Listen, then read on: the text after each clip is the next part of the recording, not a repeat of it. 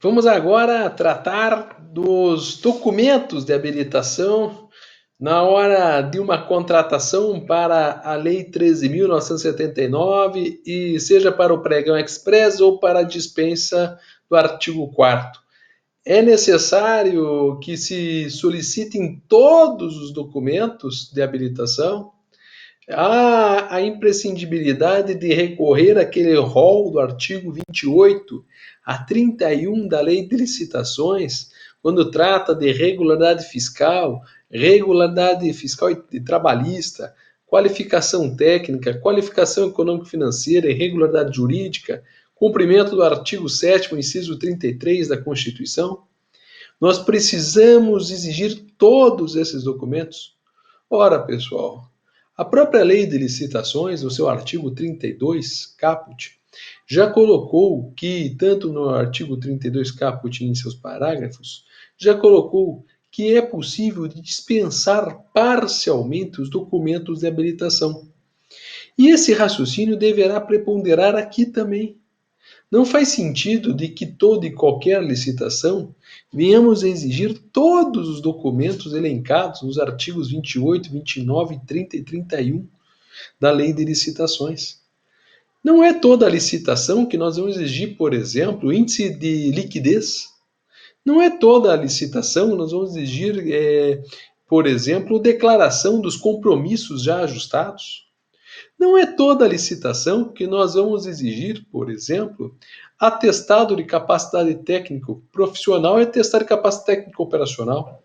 Precisa ter razoabilidade, precisa ter bom senso na hora da exigência dos documentos de habilitação.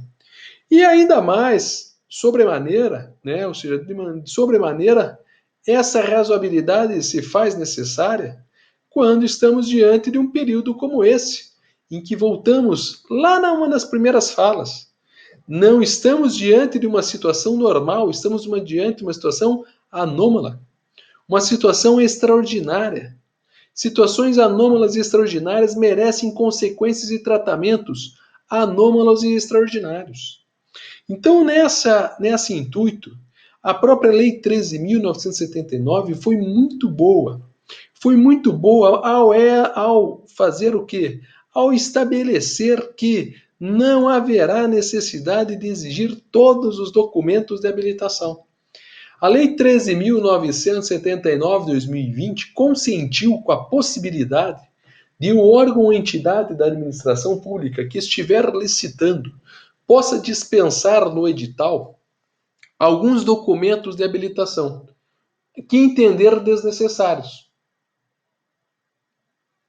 Segundo o artigo 4º-F, na hipótese de haver restrição de fornecedores ou prestadores de serviços, a autoridade competente, excepcionalmente e mediante justificativa, poderá apresentar dispensa de documentos relativos à regularidade fiscal e trabalhista, ou ainda ao cumprimento de outros requisitos de habilitação, ressalvada a regularidade perante a Fazenda Federal, que seria perante a Seguridade Social, e a declaração do artigo 7º, inciso 33.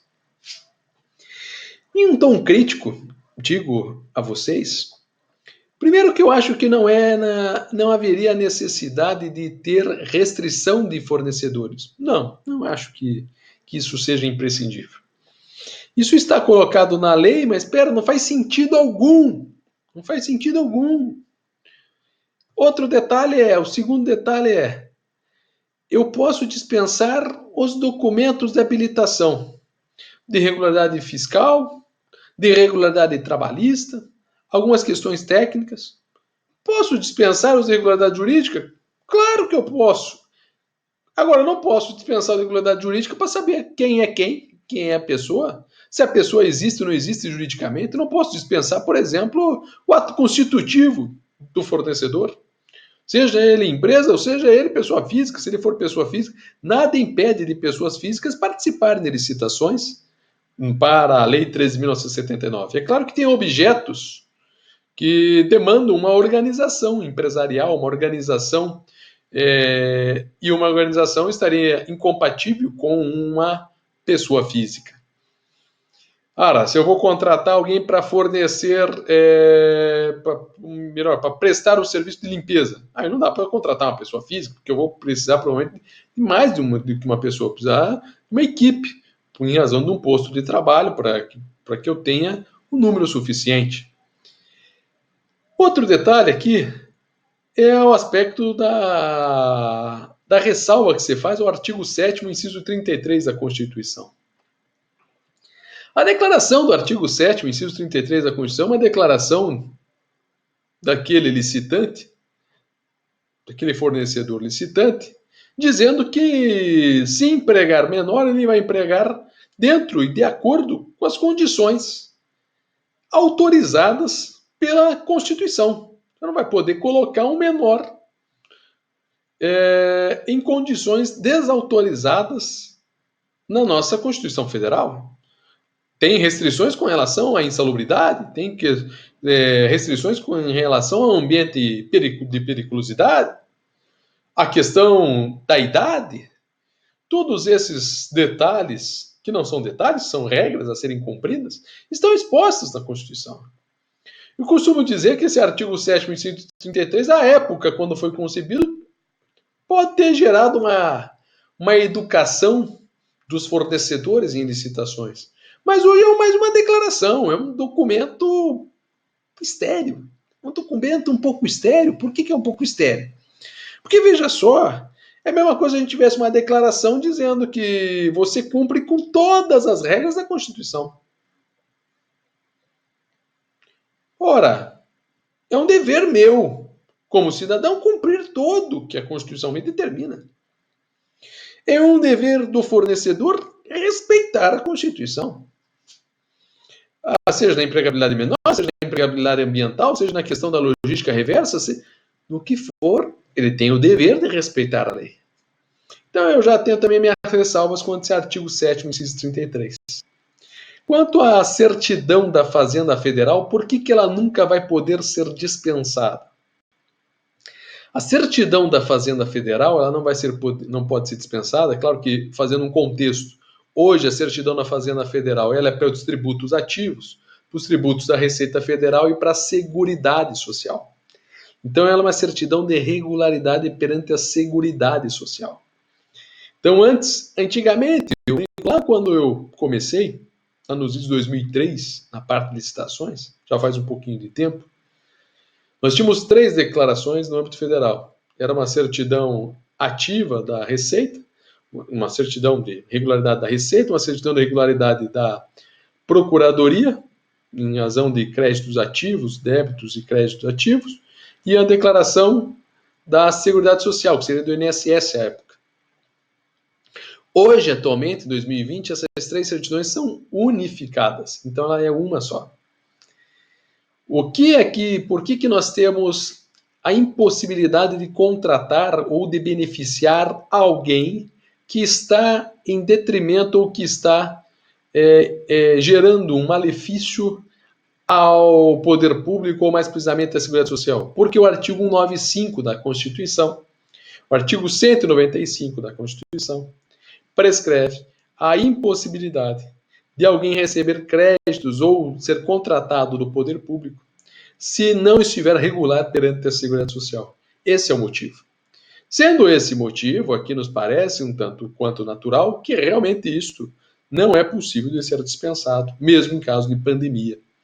Mas Luciano, me diga uma coisa, e se só tiver um fornecedor, e esse fornecedor tiver em débito com a Seguridade Social, ele não tiver a certidão de regularidade, seja a certidão negativa ou a certidão positiva com efeitos negativos, que dá os mesmos efeitos da negativa. Ele está com uma certidão positiva, ou seja, não é positivo com efeitos negativos, ele está com uma certidão positiva, então ele não está regular. Mas ele é único. Imagina que ele é o único que fornece um equipamento hospitalar que é imprescindível para o tratamento dos doentes nessa pandemia. Eu tenho de um lado eu tenho o quê? Que respeitar esse dispositivo constitucional, seguir à risca ele, seguir literalmente à risca e não contratar esse cidadão. Do outro lado, o que eu tenho? Não contratando, eu tenho vidas que serão ceifadas, Ou seja, o interesse público será prejudicado, por quê? O interesse público nesse caso é as vidas a serem salvaguardadas. Qual que vai valer mais numa ponderação? As vidas, por óbvio. Por óbvio, as vidas. Então aí é uma situação em que, se for o único, for só ele, ou só ele puder atender temporariamente, nem que não seja o único, mas que se comprove e justifique isso no processo, mesmo que a pessoa esteja irregular até perante a Seguridade Social, deve ser contratado. Deve ser contratado. Tranquilos? Agora, nas situações normais da pandemia, ou seja, a gente estava falando que ia ter uma situação anormal da situação anormal. Uma exceção da exceção. Numa situação normal da pandemia, ou seja, onde eu tenho uma série de fornecedores aptos a participar de um pregão, é plenamente possível de eu dispensar parcialmente os documentos de habilitação. Então, o que eu sugiro você na prática? Você pega lá os artigos 27, 28, 29, 30 e 31 da Lei 8.666 e vai verificando, será que esse aqui é interessante? Ele é imprescindível? Ele tem alguma utilidade para o caso concreto? Sim ou não? Sim, exijo. Não, ele na verdade pode inclusive gerar atrapalhos na hora do julgamento. Tira. Ele não vai servir como segurança para eu, a administração, me certificar de que aquele fornecedor é bom ou ruim. Se não vai me ajudar para essa certificação, retira. Tranquilos? Outro detalhe aqui nessa parte que a gente chama a atenção é para o slide seguinte, ao trabalhar sobre o prazo dos contratos da Lei 13.979.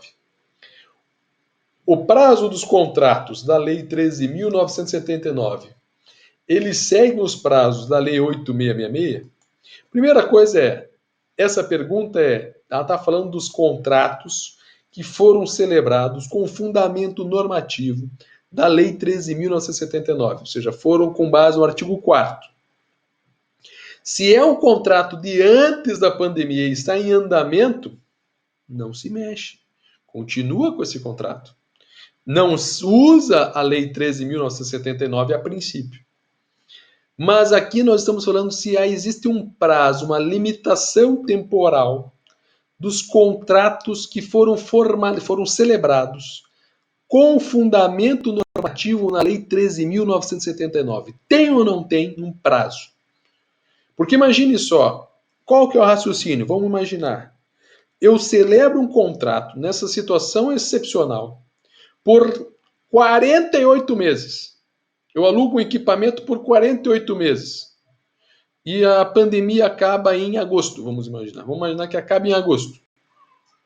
Ora, eu usei um regime excepcional e um contrato que vai sobreviver muito além desse regime provisório. Muito além do tempo para encerrar esse regime provisório. Aí não faria muito sentido. Creio que vocês vão de concordar. Então acontece que quando a gente está diante aqui da pandemia, o legislador, quando aqui a própria medida provisória, e aí quando inseriu no artigo 4º da Lei 13.979, imaginou de criar um freio, criar uma retração, para que não haja abuso. E o uso aquele prazo do artigo 24, inciso 4º da Lei 8.666, que você já sabe. Qual o prazo que era aquele lá? O máximo prazo do contrato da dispensa por emergência, o calamidade do artigo 24, inciso 4º da Lei 8.666. Me diga! Você já sabe? 180 dias. 180 dias. Então, ele acabou adotando também aqui na Lei 13.979 esse mesmo prazo. 180 dias. Nos contratos regidos por esse regime excepcional, eles terão de até 6 meses, mas podem ser prorrogados por iguais sucessivos períodos, desde que perdure a necessidade de enfrentamento da pandemia. Então, se perdurar a necessidade de enfrentamento da pandemia, aí o contrato pode até passar 6 meses. Tranquilos? É claro que esse contrato de 6 meses ele vai estar fixado, já vamos imaginar, no edital de licitação, que estabeleceu a vigência desse prazo, a duração do contrato, ou ainda na proposta vencedora de uma dispensa pelo artigo 4º da Lei 13.979. Beleza? A gente fala muito de ter razoabilidade na fixação dos prazos contratuais. Razoabilidade na fixação para quê? Para que não haja abusos, né? E aí a gente vem a ponderar, opa, eu vou fazer um contrato, será que nesse período anormal o mercado está alterado, temos toda aquela questão de demanda, questão da escassez, questão de estoque, variação de custo, precificação diferenciada. Será que vale a pena eu colocar um contrato por um prazo muito alongado? Porque pode ser que a situação, ainda que estejamos num período de enfrentamento da pandemia, daqui a algum tempo se normalize. Temos toda essa procura de equipamentos, EPIs e etc., buscas e trazendo EPIs de outros países, fabricando os EPIs aqui, né, não permitindo a exportação de EPIs que estejam relacionados ao combate à pandemia, considerando toda a necessidade que nós estamos aqui no Estado brasileiro. Então, como isso varia muito de uma semana para outra, de um mês para o outro, desde fevereiro, né, isso a gente tem visto a variação, então o ideal é que não faça também um prazo muito alongado para evitar, né, de nós termos aqui, nós estarmos pagando e vinculados contratualmente e claro, e com isso obrigacionalmente, a um fornecedor com realidades muito díspares àquela qual foi feita a contratação. Tranquilos? E os contratos decorrentes da Lei 13.979, eles podem ser alterados? Podemos fazer uma alteração quantitativa? Alteração quantitativa, o que é alteração quantitativa? A alteração quantitativa é aquela alteração que permite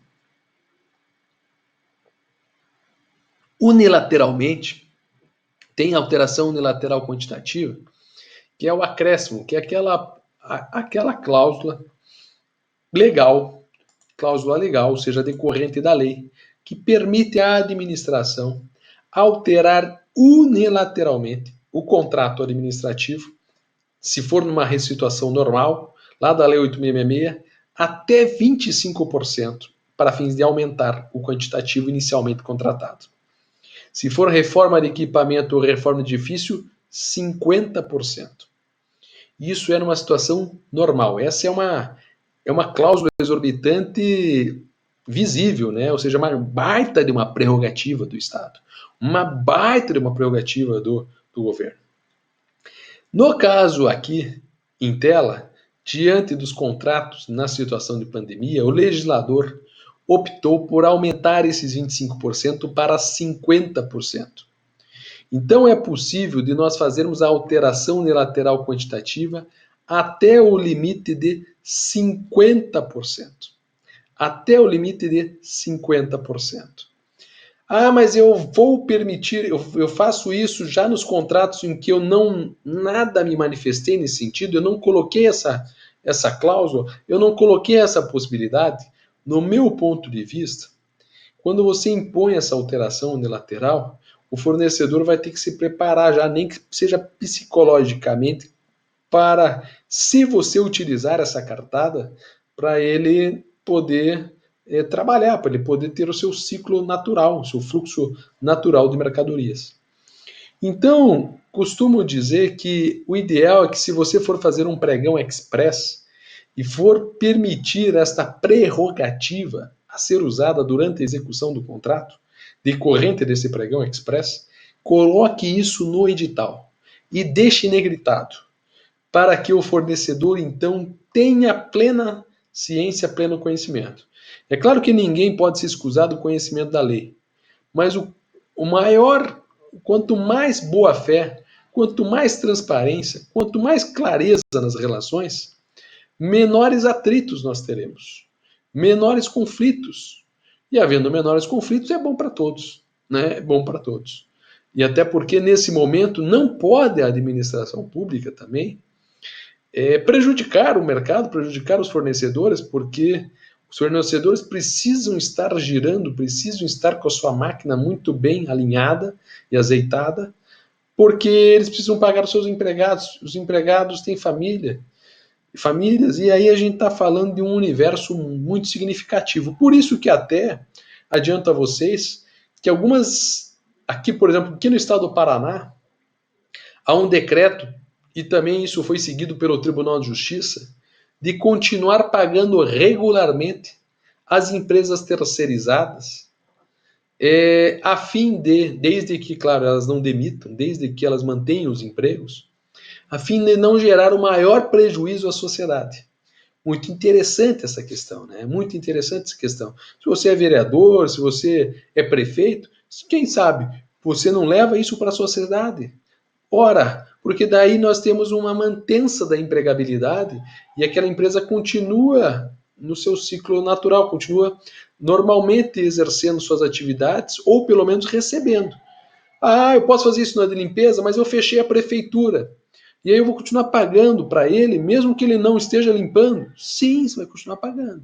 É claro que você não vai pagar o vale transporte dos funcionários, você não vai pagar verbas diretas que seriam indenizatórias pelo transporte ou pela algum comportamento do funcionário da terceirizada, mas você vai continuar pagando a folha de pagamento, seja do terceirizado, vai continuar pagando as despesas indiretas, a taxa de administração, o lucro daquela empresa, para que ela sobreviva, para que ela não venha a falecer nesse momento, que já está sendo um momento de inúmeras fraquezas e ensejando inúmeras fraquezas às empresas, principalmente as prestadoras de serviço, que representam mais de 50% da empregabilidade no Brasil.